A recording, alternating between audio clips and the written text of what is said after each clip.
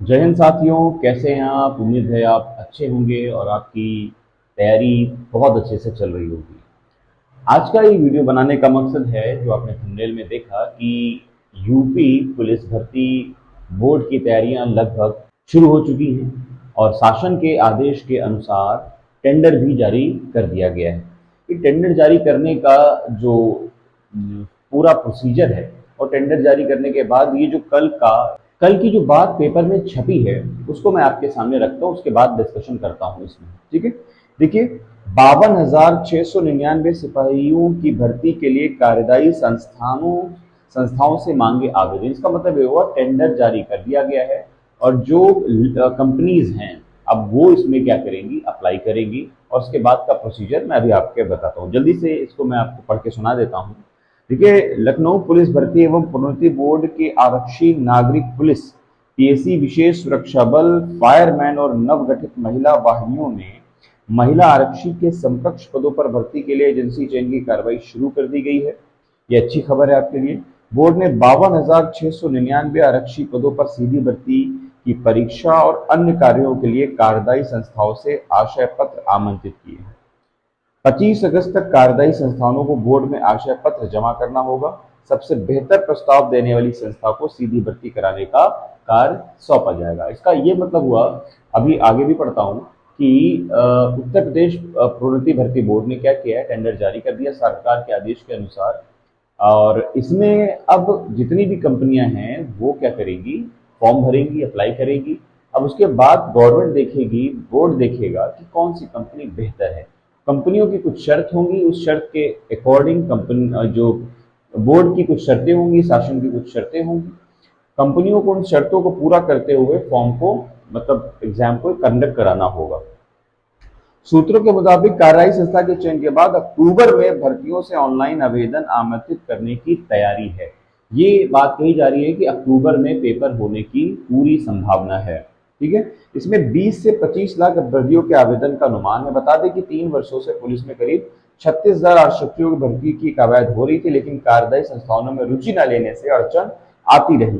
बीते नवंबर में भी कवायद हुई थी, लेकिन सिर्फ टाटा कंसल्टेंसी मतलब टीसीएस सर्विसेज ने रुचि दिखाई, जिससे ये निरस्त हो गई। ये पूरी भर्ती प्रक्रिया मैं आपको समझाने की कोशिश करता हूँ। यहाँ पर जो एक मोटी बात निकल कर आई, अक्टूबर में फॉर्म आने की पूरी संभावना बताई गया, पूरी बात मैं आपको समझाता हूँ। देखिए, है क्या, पॉइंट टू पॉइंट बात करते हैं हम लोग। आइए जल्दी से वीडियो को शुरू कर लेते हैं। शुरू करने से पहले मैं एक रिक्वेस्ट, अगर आप हमारे चैनल में पहली बार विजिट कर रहे हैं, चैनल को सब्सक्राइब जरूर कर लीजिएगा। देखिए, है क्या कि उत्तर प्रदेश पुलिस भर्ती 2023 का जो प्रोसीजर है वो आगे बढ़ा है। उसमें टेंडर जारी कर दिया गया। टेंडर जारी करने के बाद आगे होगा क्या, मैं आपको उसके साथ ही कुछ तिथियां बताता हूं, जो महत्वपूर्ण तिथियां हैं, उसमें हुआ क्या है। अब यहाँ पर दो कुछ बच्चे होंगे, वो डिमोरलाइज होंगे, नेगेटिव कमेंट भी करेंगे कि भाई वो तो टेंडर पिछले साल भी जारी हुआ था। बिल्कुल जारी हुआ था, लेकिन यहाँ पर एक पॉजिटिव बात यह है, वो मैं आपको बताना चाहता हूँ, बहुत गौर से समझिए। देखिए, कि पहले तो एक पॉजिटिव बात यह है कि साफ साफ इस आर्टिकल में लिखा हुआ है कि अक्टूबर में एग्जाम फॉर्म आने की जो गुंजाइश ज्यादा है। अब आगे की तिथियां देखिए, ये 8 जनवरी 2022 को भी एक बार टेंडर जारी हुआ था, याद होगा आपको। उसमें हुआ क्या, उसमें ये बताया गया था कि भाई कंपनी, जैसे अभी टेंडर निकला है वैसे ही टेंडर पिछले साल निकला था, लेकिन था क्या कि उस समय इलेक्शन होने थे, तो थोड़ा प्रोसीजर जल्दी हुआ और उसमें कंपनियों को कहा गया कि आप टेंडर जो है फॉर्म भरिए। लेकिन उसमें सिर्फ कितनी कंपनी ने भरा, एक कंपनी ने भरा। उसका नाम क्या था, टाटा सर्विसेज, टाटा कंसल्टी सर्विसेज, मतलब टीसीएस। तो इसमें ये है, रूल क्या है टेंडर का, कि अगर सिर्फ एक कंपनी अप्लाई करती है तो वो माना नहीं जाएगा, उसको शासन प्रशासन मानता नहीं है, बोर्ड मानेगा नहीं। मिनिमम 2 कंपनियां होनी चाहिए जो पेपर कंडक्ट कराए, क्योंकि 2 में शॉर्टलिस्ट किया जाता है कि ये बेहतर है या वो बेहतर है। क्योंकि शासन प्रशासन की क्या होती है ना, शर्तें होती है, बोर्ड की शर्तें होती हैं। इन शर्तों पर आपको पेपर कंडक्ट कराना है, ऐसे कराना है, वैसे कराना है। आप करा पाइए तो बताइए। अगर मान लीजिए एक ने ही अप्लाई कर दिया, इसका मतलब वो कहीं ना कहीं कॉम्प्रोमाइज भी करा जा सकता है, तो इसलिए एक के लिए मान्य नहीं होता है। तो उस समय क्या हुआ, सिर्फ एक ही भर्ती के लिए एक ही कंपनी ने आवेदन किया, जिसका नाम था टीसीएस, इसलिए वो निरस्त हो गई। तो बात है 8 जनवरी 2022 की। अब देखिए, 15 जुलाई 2023 को फिर से हुआ ये कि 15 जुलाई 2023 को क्या होगा कि दोबारा एक टेंडर जारी होगा, लेकिन वो हो नहीं पाया। अब पिछले 17 अगस्त को जो अभी निकल गई है, 17 अगस्त को क्या हुआ, एक आदेश पारित हुआ था कि भाई 17 अगस्त को टेंडर जारी होगा, जिसकी एक खबर प्रिंट वो मैं आपको आज दिखा रहा हूं। ठीक है, 17 अगस्त को हो गया, उसके बाद 18-19 को खबर आ गई, जिसका बीट मैंने अभी आपको एक प्रिंट आपको दिखाया है। उसमें साफ साफ लिखा हुआ है कि कंपनियों को टेंडर जारी किया गया है। अब टेंडर लेने वाली कंपनियां आगे आएंगी और मिनिमम 2 कंपनियां होनी चाहिए, मैक्सिमम जितनी भी हों, उसमें बोर्ड चयनित करेगा कौन सी बेहतर कंपनी है, उसके साथ हम पेपर कराए जा सकते हैं। और भी कई महत्वपूर्ण चीजें उसको समझ लीजिए। पूछा जा भाई, बच्चे पूछेंगे भाई सर अब फॉर्म कब तक आ सकते हैं, तो देखिए जब ये बताया जा रहा है कि अक्टूबर में फॉर्म आ सकते हैं, तो ये मान के चलिए कि अक्टूबर नवंबर के आसपास जो है, ये मान के चलिए फॉर्म आ जाएंगे, क्योंकि अगले साल इलेक्शन भी है। और किसके इलेक्शन है? स्टेट के इलेक्शन नहीं है, ये जनरल इलेक्शन है। इसमें सरकारें सेंट्रल की बनती भी हैं, बिगड़ती भी हैं। तो ये मान के चलिए कि कुछ उम्मीद यहाँ पर इस बार ज्यादा है, क्योंकि बहुत दिन हो गए हैं, काफी टाइम हो गया है, वैकेंसीज आई नहीं है, और इस बार इलेक्शन का भी पीरियड है, तो इस वजह से उम्मीदें यहाँ पर ज्यादा हैं। दूसरी, एज में छूट मिलेगी कि नहीं, इसको मैं सबसे लास्ट में लेकर जाऊंगा। एज वाला प्रोसीजर हम लोग बाद में बात करेंगे, वो बहुत इंपॉर्टेंट बात करनी है आपसे एज पर। अब देखिए टेंडर की महत्वपूर्ण बातें क्या है। देखिए टेंडर में जो जो लिखा है वो मैं आपको दिखा सकता हूँ, लेकिन मैं मोटा मोटा आपको बता दूं टेंडर में है क्या। देखिए टेंडर क्योंकि स्टूडेंट्स के लिए कुछ नहीं है, वो सिर्फ और सिर्फ कंपनियों के लिए होता है। टेंडर में साफ साफ लिखा है कि पिछली बार जो भर्ती हुई थी उसमें 20 लाख बच्चा आ गया। ठीक है, तो इस बार और ज्यादा आने की उम्मीद है, क्योंकि अब भाई धीरे धीरे कंपटीशन बढ़ रहा है और कई सालों से वैकेंसीज नहीं आई है।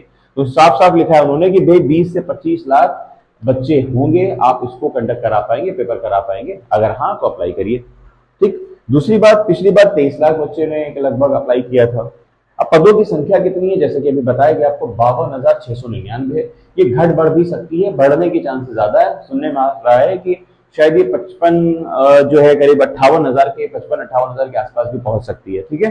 अब बच्चों को क्या चाहिए? बच्चों को ये चाहिए कि बच्चे ये करें कि अपनी फिजिकल की तैयारी भाई शुरू कर दे, क्योंकि फिजिकल एक ऐसी चीज होती है जिसमें उनका स्टैमिना चाहिए होता है, और प्लस अपने कंपटीशन की भी तैयारी कर दे फिजिकल के साथ साथ, ताकि दोनों चीजों को लेकर वो सॉलिड सिलेक्शन पास है। ऐसा ना हो कि इंतजार करे बैठे होंगे जब नोटिफिकेशन आएगा तभी हम पढ़ाई शुरू करेंगे, ऐसा ना करें। मेरी एडवाइस आपके लिए यही है। अब सबसे आखिर में मैं बात करने वाला हूं आपसे एज में छूट की। देखिए जैसे कि एज में अगर हम छूट की बात करें तो सबसे एक बात इंपॉर्टेंट ये समझ लीजिए कि बहुत सारे बच्चे इसमें ऐसे हैं जो ओवर एज हो चुके हैं ना। अब ओवर एज हो जाने से वो फॉर्म तो भर ना पाएंगे। अब होगा क्या कि डिमांड ये की जा रही है कि भाई एज में रिलैक्सेशन दे दें, क्योंकि बीच में कोविड का पीरियड रहा। यही जो है प्रोसीजर जो था वो रहा था, आपको याद होगा यूपीएसआई में भी। यूपीएसआई में भी बच्चे गए थे कोर्ट, लेकिन वहां पर उनको क्या मिला? निराशा।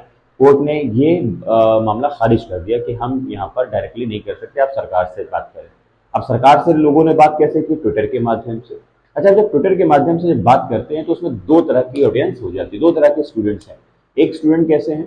एक स्टूडेंट ऐसे हैं जो चाहते हैं कि ओवर एज ना हो और एज बढ़ जाए, लेकिन जो अंडर एज हैं वो कतई नहीं चाहते हैं कि पब्लिक ज्यादा हो, कंपटीशन ज्यादा हो, लोग ज्यादा हैं, तो वो ट्विटर में हिस्सा नहीं लेते। इस तरह हो क्या जाता है कि जो ताकत होती है ना वो कमजोर पड़ जाती है। मैं तो भाई, हम टीचर्स क्या होते हैं ना, सारे बच्चों के लिए बात करते हैं, जो फैक्ट होता है उस पर बात करते हैं, है ना। इसमें कुछ लोग नाराज हो जाते हैं, कुछ को पसंद आ जाता है, लेकिन सही बात तो करनी पड़ेगी ना।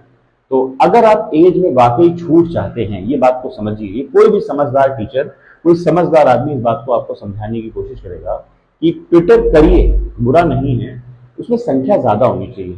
अब आप संख्या अपनी एक बढ़ा सकते हैं, सबसे तो करा नहीं सकते।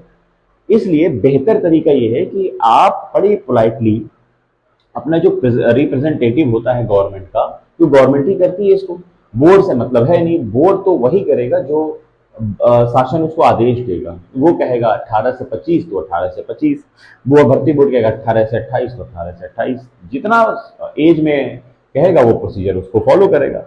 तो इसके लिए आपको चाहिए कि गवर्नमेंट के जो रिप्रेजेंटेटिव्स हैं उन तक अपनी बात पहुंचानी चाहिए, एडमिनिस्ट्रेशन तक अपनी बात पहुंचानी चाहिए पोलाइटली वे में, कि भाई हम ये चाहते हैं कि सरकार हमारी इस बात पे ध्यान दे कि एज बढ़ जाए। कोविड आया बीच में, हमारी एज ओवर एज हो गई है और हमारी तैयारी लगभग पूरी थी, लेकिन अब क्या करें। तो इसलिए अगर रिक्वेस्ट करी जाए कि भाई सरकार से रिक्वेस्ट है कि 1 आध साल बढ़ा दिया जाए ताकि हमको ये मिल जाए। अब वो जितना बेहतर समझेंगे उतनी एज आपको बड़ी हुई मिल भी सकती है, ऐसा नहीं है। लेकिन तरीका बेस्ट यही रहेगा कि आप अपने बात को बड़ी पोलाइटली से, डेमोक्रेटिक तरीके से अपने रिप्रेजेंटेटिव के सामने रखिए, अपने एडमिनिस्ट्रेटिव के सामने रखिए।